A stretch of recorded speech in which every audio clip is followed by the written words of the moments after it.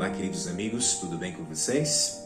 É uma alegria poder estarmos conectados dentro desses 10 dias de oração e hoje nós temos o privilégio de poder novamente abrir a Palavra de Deus. Eu gostaria que você abrisse a Palavra de Deus neste momento no livro de 1 Coríntios, no capítulo 15.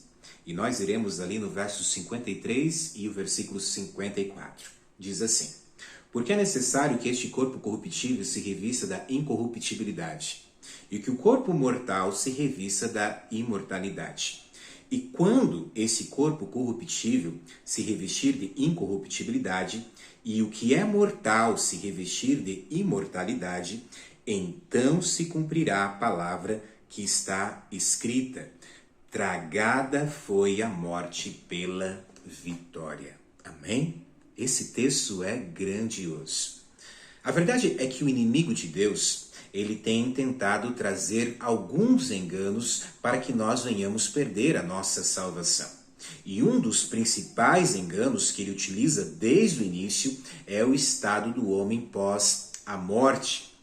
Ele tende a trazer a ideia que nós não morreremos, ou se nós morremos, nós temos uma vida pós a morte.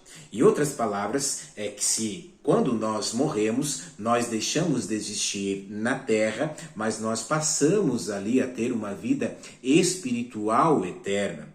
Ele trabalha a ideia, então, que a Bíblia chama de justos, esses então herdarão o céu eternamente logo após a morte, de uma maneira agora, uma vida espiritual. E aqueles que são chamados pela Bíblia de ímpios vão viver ali eternamente sendo atormentados dentro dessa vida espiritual. Mas a verdade é que a palavra de Deus nos ensina bem ao contrário disso. Um dos textos que eu gosto, por exemplo, está lá no livro de Gênesis, aonde você pode ir comigo. É o primeiro livro da Bíblia, livro de Gênesis, capítulo 2. Você pode ir comigo lá no verso 7. O verso 7 diz assim: Então formou o Senhor Deus ao homem do pó da terra. E vem falando agora sobre a criação do homem por Deus, sim, porque Deus é o criador de todas as coisas. Deus criou o ser humano. E como Deus criou o ser humano? O verso 7 diz: Então formou o Senhor Deus ao homem do pó da terra, e lhe soprou nas narinas o fôlego de vida, e o homem passou a ser alma vivente. O homem passou a ser alma vivente. É muito importante nós entendermos esse verso, porque a Bíblia aqui não nos diz que o homem passou a ter uma alma. E quando morre, essa alma vai para o céu, ou vai para o tormento eterno, ou outras crenças mais que aqui nós não iremos entrar. A Bíblia diz que o homem passou a ser uma alma, ou seja, a junção do pó da terra mais o fôlego de Deus faz com que o homem possa ser uma alma, ou seja, eu sou uma alma vivente.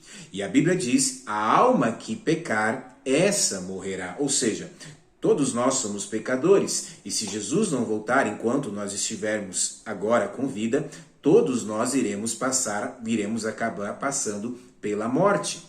Porque todos nós somos pecadores. E é interessante que a morte agora é o papel inverso da vida. Ou seja, quando a pessoa morre, o fôlego que pertence a Deus, o fôlego de vida que Deus deu ao ser humano, este volta para Deus. E o corpo vai ali para o túmulo e volta a ser pó. Biblicamente, quando alguém morre, é isso que acontece. O corpo ali volta vai para o túmulo. E não, em hipótese alguma, uma alma ali que vai para Deus. Sim, o fôlego de vida. O fôlego de vida. Alguns textos que você pode ler também: Salmo, capítulo 104, verso 29, Eclesiastes, capítulo 3, versículo 19. Um outro texto importante também, Eclesiastes 9, verso 5, aonde ali nos diz que a nossa memória, depois que a pessoa, quando morre, ela jaz no esquecimento, ela não sabe coisa alguma. A verdade é que o inimigo de Deus, ele tem tentado fazer com que as pessoas creem numa vida após a morte, porque ele quer jogar por terra a vida e morte e ressurreição de Jesus. Ele quer jogar por terra o sacrifício de Jesus pelo meu e pelo seu pecado. Se existisse vida após a morte, Jesus não precisaria ter vindo a este mundo morrer pelo nosso pecado. Jesus não teria ressuscitado no terceiro dia. Jesus não necessitaria voltar para nos buscar. Porque sim, porque a palavra de Deus diz que assim como ele vem uma vez para morrer por nós, ele voltará outra vez. Ele foi ao céu preparar-nos lugar para que onde ele está, nós possamos também estar. E ele virá outra vez para nos buscar. E quando nós vamos no livro de 1 Tessalonicenses, no capítulo 4, ali a partir do verso 16, nós vemos então que quando Jesus voltar, os mortos em Cristo ressuscitarão primeiro. Ou seja, somente quando Jesus voltar, aqueles que descansaram no Senhor irão ressuscitar. Eles não estão com Jesus já no céu. Quando Jesus voltar para nos buscar, ali ao ressoar a trombeta de Deus, os mortos em Cristo irão ressuscitar primeiro. E aqueles que estiverem vivos serão então levados até o céu e serão ali transformados. Nós teremos agora um corpo onde não sentiremos mais dor e a morte não mais existirá. Amém? A promessa de Deus é que sim, existe sim uma esperança pós a morte. E essa esperança se encontra na morte e ressurreição de Jesus. E devido à morte e ressurreição de Jesus, nós, pela graça de Deus, poderemos também ter vida eterna um dia ao lado do nosso Deus. Mas esse dia só irá acontecer quando Jesus voltar para nos buscar. Se até lá nós viermos a passar pela morte, se nós descansarmos em Cristo, a palavra de Deus diz em 1 Tessalonicenses 4, que os mortos em Cristo irão ressuscitar para morar com Cristo eternamente. Amém? Existe sim uma esperança após a morte, e essa esperança está na volta de Jesus.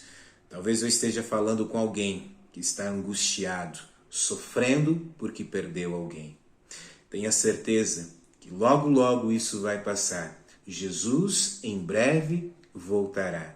E nós poderemos rever pessoas queridas que descansaram no Senhor. Agora um ponto muito importante.